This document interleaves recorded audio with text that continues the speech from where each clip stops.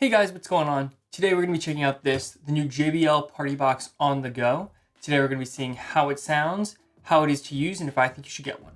All that soon to come, but if you guys could please hit those like and subscribe buttons before we get started, that would really help me out as a small creator. And with all that out of the way, let's get into this. So to start out with, what even is this thing? And pretty much, it's what it looks like. It's a portable boombox, but also doubles as a karaoke machine. So you get one microphone, or two if you're in like some weird parts of Oceania. It's got the ability to connect through Bluetooth. It's got USB if you want to do that. It's got 3.5mm. And then also it's got a mic port and a guitar port. So that's pretty much what this thing is. But now let's get into the important part. How does this thing sound? And I think surprisingly decent. It's not amazing. It doesn't have as much bass as you think it would, especially being that it's called the Partybox. But other than that, actually pretty solid. It does have a lot of throw, so it's good for like large open areas. But even it doesn't have the ability to really like put that thump in. I don't know what the technical terms are. This is just my feelings of how the sound feels. It does have a substantial amount of power though. It's got about 100 watts and it lasts for about 6 hours. Those are the rated specs. The 6 hours definitely just depends on how loud you have it. It's also got an IPX4 water rating, so it won't get like too destroyed if you get it wet in the rain or something. I wouldn't throw it in a pool, but other than that, I think it's pretty solid. As for the actual sound profile, I think that the highs are pretty clear and the mids are pretty solid. It lacks the bass. It does have this bass boost button on the top of it. So if you really want to crank the bass, you can do that. And it doesn't even make it sound funny. It can make it overpowering a little bit in like smaller spaces. If you're trying to use it as a shower speaker, it's going to be a bit much. But I mean, with normal like sound profile and not messing with that, you're probably going to be fine. So now I'm going to actually play some sound tests of what this thing sounds like, just like itself. And then I'm also going to give you some tests of the microphone, and then we're going to get a bit more into the microphone.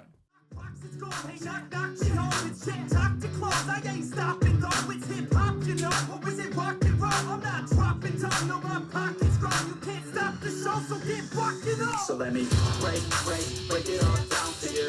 I ain't never giving up, I ain't never, you know I'm taking that crown from you. I ain't worried about you, so let me. Testing. This is a test of the microphone.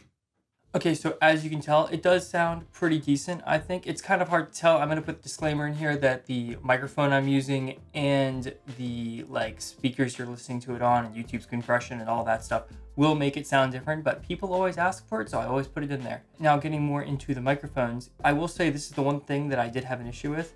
Connecting the microphone to the speaker at the beginning is a little bit hard. You got to make sure you turn the microphone on first, set it on top of the speaker, then turn the speaker on. That'll get you. I couldn't figure that out, and I looked online. I couldn't even figure it out there, and then I ended up having to read the manual intensely, not the just quick start one, but the other one too.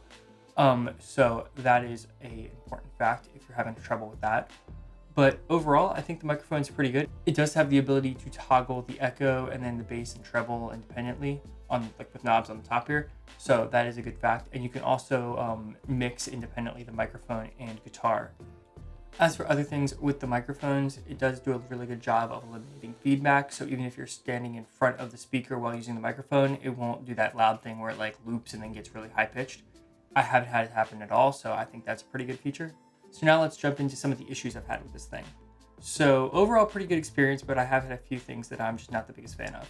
So the microphone setup, as I said before, then also it doesn't have an app. All the other Partybox speakers I have an app, and it lets you kind of tune the sound signature and stuff if you want to do that. And I think that, from a technical side, they probably definitely could have done that, especially because it's already connected to your phone over Bluetooth. I think this might have been an older style model, and maybe they just hadn't had that feature out by then. But they definitely could do it through an update or something. But as far as I can tell, this doesn't connect with any of the JBL apps, which also brings me into my last gripe, which is this thing doesn't have TWS support, which allows all of the speakers in JBL's Partybox lineup to link together.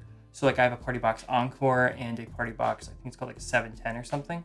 And you can link those together, but you can't link that with this. This can link with other versions of itself, but I would rather it just use the generic interlinking that all the other ones do. So even if you want to have a big speaker and a tiny speaker, but you want to put them together occasionally, you can. Those are my main gripes with it, but this is kind of gets us more into the conclusion here of should you actually buy it? Personally, I think that this thing is a little bit more expensive and just a little bit heavier and bigger and doesn't sound a whole lot better than something like the JBL Partybox Encore. I think that thing is just, it's smaller, it sounds, I think, a little bit better, and it's just like lighter and like it's in a more convenient form factor. It does come with the microphones and it lets you link with other JBL speakers. So being that it does all of that and is cheaper, and I think the microphone's also a little bit nicer, I think that you probably should just go for that one. That'd be my recommendation, assuming you're looking for something in this size range. There's also something like a JBL boombox, but I really think that doesn't sound as well as the Partybox Encore does either.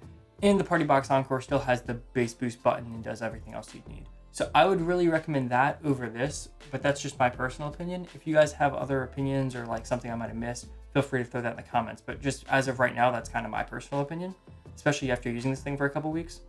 That's pretty much the conclusion of the video though. I think that's really what you should go do. But if you guys have any other thoughts, feel free to throw those in the comments. And thank you guys so much for watching. See you later.